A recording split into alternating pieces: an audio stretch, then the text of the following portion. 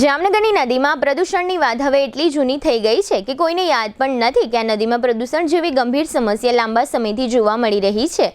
નગરવાસીઓ માટે અફસોસની વાત એ છે કે આ નદીના પ્રદૂષણ અંગે મહાનગરપાલિકાને અથવા પ્રદૂષણ નિયંત્રણ બોર્ડને કોઈ જ રસ નથી।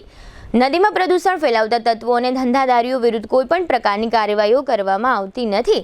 આ નદીના પાણીમાં મોટાભાગના દિવસો દરમિયાન કેમિકલ ભળવાને કારણે નદીમાં પાણીના ફીણ જોવા મળે છે। આ સમગ્ર વિષય અંગે જામનગર શહેર કોંગ્રેસના ઉપપ્રમુખ મનોજ ચોવટિયાએ કેટલીક વિગતો જાહેર કરી છે।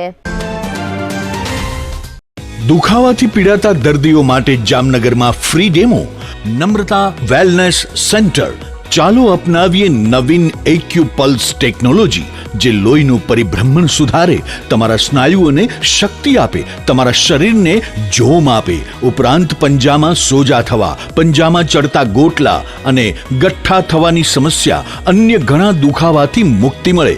લોહી પરિભ્રમણથી થતા આ રહ્યા સુધારા અને ફાયદાઓ કોષની વૃદ્ધિ અને અંગની કામગીરીમાં સુધારો, ત્વચાને વધારે સ્વસ્થ બનાવે, ત્વચાની રોગ પ્રતિકારકતા વધારે, ઓક્સિજનથી સમૃદ્ધ લોહી સ્નાયુઓને આપે, હૃદયની સ્થિતિમાં સુધારો કરે, હાઈ બ્લડ પ્રેશરની સ્થિતિમાં સુધારો કરે, મગજની કામગીરીમાં સુધારો કરે, શરીરમાં જોમ અને શક્તિ વધારે।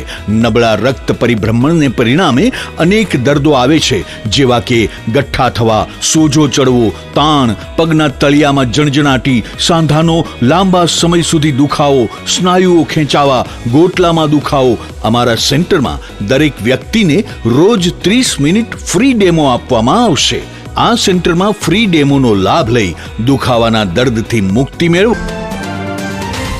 ઘણા સમયથી આ રાજાશાહી વખતથી જામનગરની ભાગોળે રંગમતી અને નાગમતી બે મોટી સારી નદીઓ વહે છે, જેના લીધે એ પાણી જામનગર શહેર તેમજ આજુબાજુના ગ્રામ્ય વિસ્તારોમાં પાણી પીવાલાયક પાણી અને સિંચાઈ વિભાગને પણ ઉપયોગી થાય એવી નદીઓ છે। જામનગર મહાનગરપાલિકા હોય કે ગુજરાતની સરકાર હોય કે જીપીસીબી એક્ટ હોય, બોર્ડ હોય, આ બધાની બેદરકારી હોય કે આ ખાડા કાન કરતા હોય એવી રીતે છેલ્લા કેટલા દિવસો ત્યાં ઘણા સમય ત્યાં એ પાણીમાં રોજ સવારે કેમિકલ પાણી છોડવામાં આવે છે આજુબાજુમાં નાની નાની મોટી ફેક્ટરીઓથી, અને રોજ સવારે એટલું બધું ફીણ થાય છે નદીમાં, જે બાજુ હવા હોય એ બાજુ ઉડે છે અને આજુબાજુના લોકો જે રહેતા હોય કે વાહન ચાલકો હોય એમના મોઢા ઉપર જાય છે, એટલે એમના સ્વાસ્થ્ય સાથે સીધા ચેડા થાય છે। તેમજ એ પાણીની અંદર જે જીવજંતુઓ જે માછલા જે હોય તે એ પણ મરી જાય છે અને એ પાણી સીધું પૃથ્વીના પેટાળમાં ઉતરે છે, જેથી કરીને આજુબાજુમાં જે નાની મોટી સોસાયટીઓ હોય, આજુબાજુમાં નાના મોટા ગામડાઓ છે એના લોકો સાથે સીધા સ્વાસ્થ્ય સાથે ચેડા થઈ રહ્યા છે।